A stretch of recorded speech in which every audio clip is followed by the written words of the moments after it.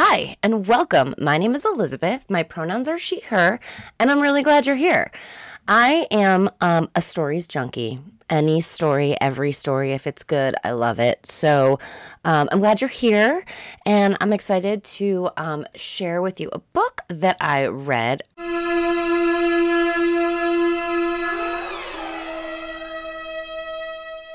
Called My Sister, the Serial Killer. Such a cool name to a book. I just love it. It's great. So, first I'm going to start with a sort of a spoiler-free little description, and then I'm going to go through the entire plot of the book. It's actually pretty quick. It's a very quick read. It's a lot of fun. And if you're someone who has ever lived sort of in the shadow of a sibling, you're definitely going to be able to relate. So this, bear with me. The author, it's from Nigeria. Bear with me on the name. I'm going to do my very best. I listened to the book, so I'll be able to use the characters' names correctly. But the author's name, I believe, is Oyinkan. Oyinkan Braithwaite, I believe. I'm so sorry I'm not saying that perfect. But I've only ever heard it once in the very beginning of the novel. When it's described as, short and funny and dark and one of a reviewer called it hand grenade of a novel. It was the winner of the Los Angeles Times Book Prize for Mystery Thriller for 2019, the Women's Prize. So as spoiler-free as I can do it, there's they're sisters, obviously. One is older. She's responsible. She's like one of those handsome women. She's not unattractive, but she's not like a bombshell. And so she's practical, and she's a nurse, and she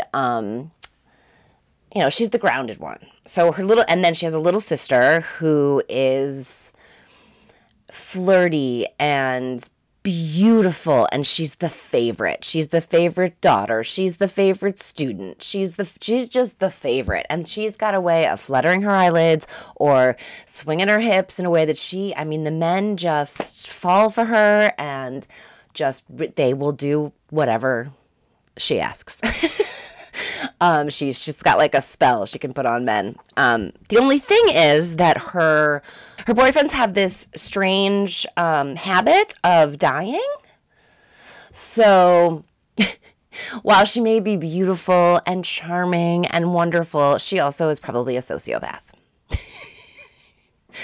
So that is my spoiler-free description of this story, and I'm gonna get into it, and I'm not gonna get into any of like the description and things. It's such a great read. I would hope that you would far more want to read it than want to listen to me talk about it. But I highly suggest. It's also great to listen to and really quick and fun. But if for some reason you couldn't get into it, or you're just someone who needs to know the story before you start the novel, I do know people like that. Nothing wrong with it.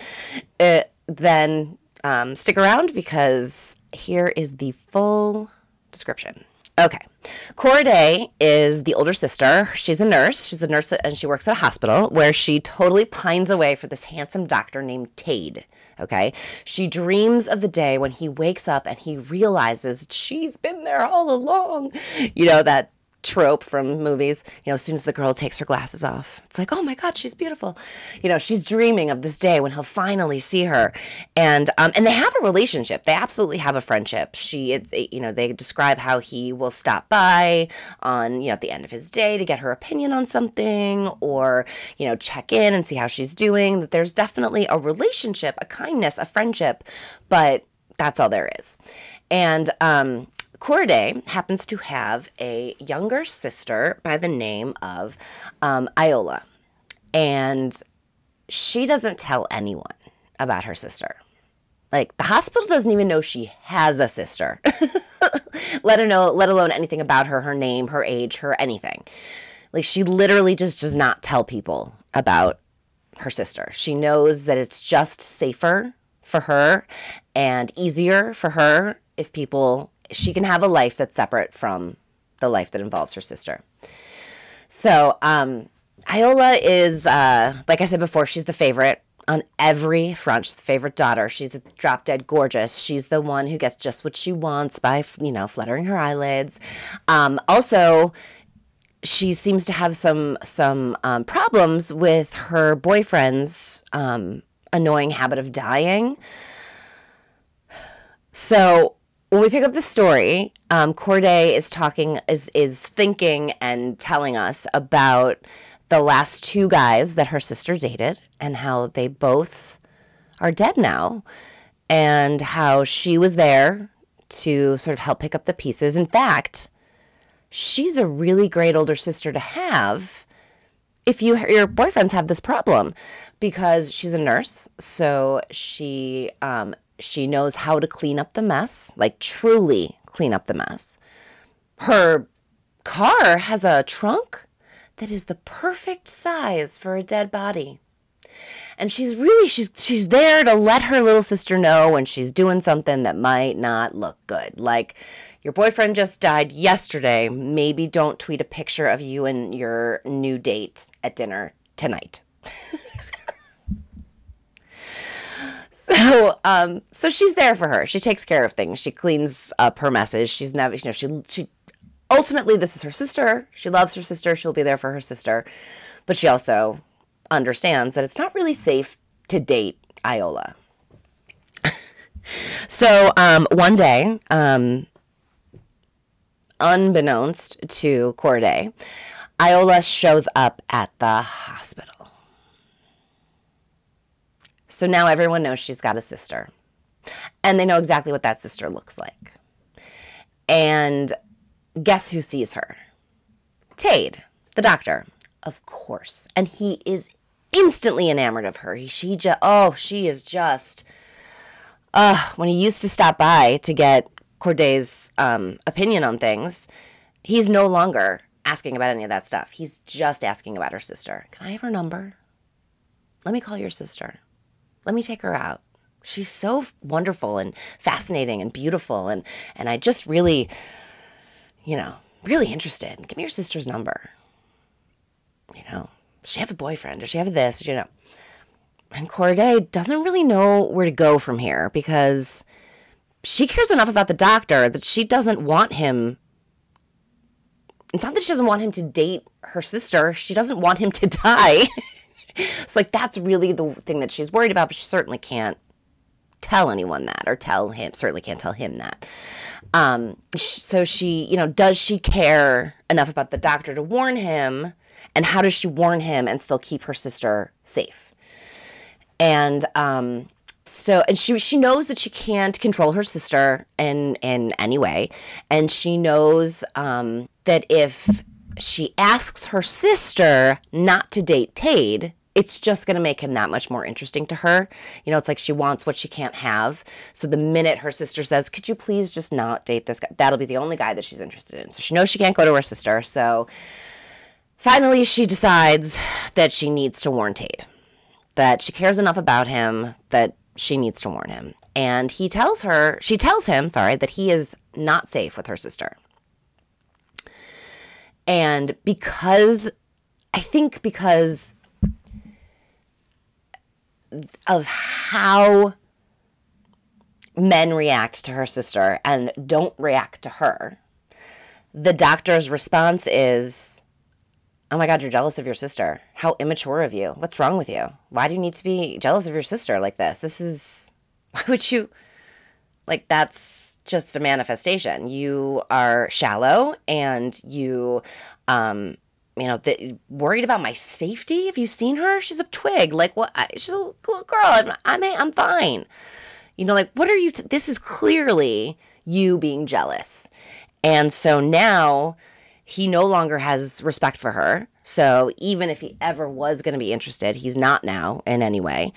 And he still thinks that he can handle Iola just fine.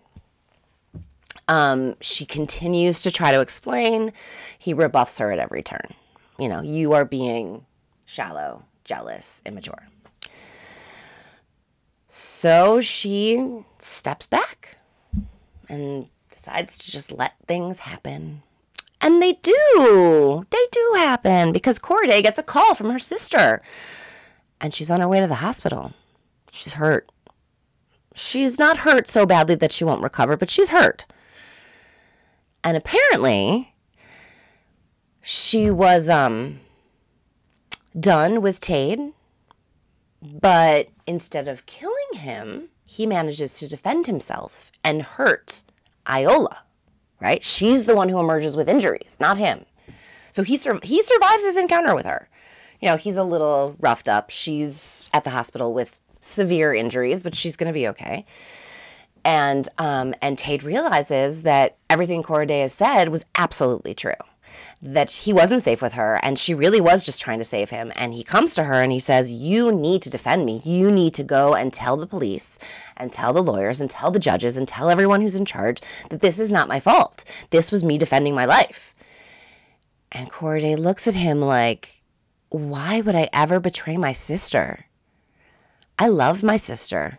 You may have thought that I was being shallow and jealous, but that was the only way for me to try to save you or help you. That was it. That was my chance to save you or help you, and you ignored me. You thought I was being jealous and shallow, so you pushed me aside, you pushed my warning aside, you didn't care. I'm not defending you. I'm defending my sister. It's awesome. Because he just wants everything to go his way. You know, like he wants to be with the girl, then he doesn't want... So it ends with Tade losing his rights to practice medicine, just across the board, because he cannot be trusted. You know, there's a Hippocratic oath and you have to do no harm. And Corday and Iola continue their lives as they did before. It is such a fun, cool little book, little story, little mystery. I loved every minute of it. I can relate to not being the favorite sibling, and so you know I totally got that place where she was. It's really both sisters, you know, like there's on both sides, and I loved it. I thought it was so much fun. So that was My Sister the Serial Killer. So great. Won an award in 2019, and I totally suggest you check it out. I loved it. So, I heard they're making this into a movie. I think they're making this into a movie. There's talk of a movie. I'm not sure exactly where they are, but they're talking about making a movie out of this, which I think would be great. I think it would be just awesome. So anyway, happy reading, and do me a favor and be nice to each other and be nice to yourself. It's very important to be nice to yourself. And I will see you next time. Bye.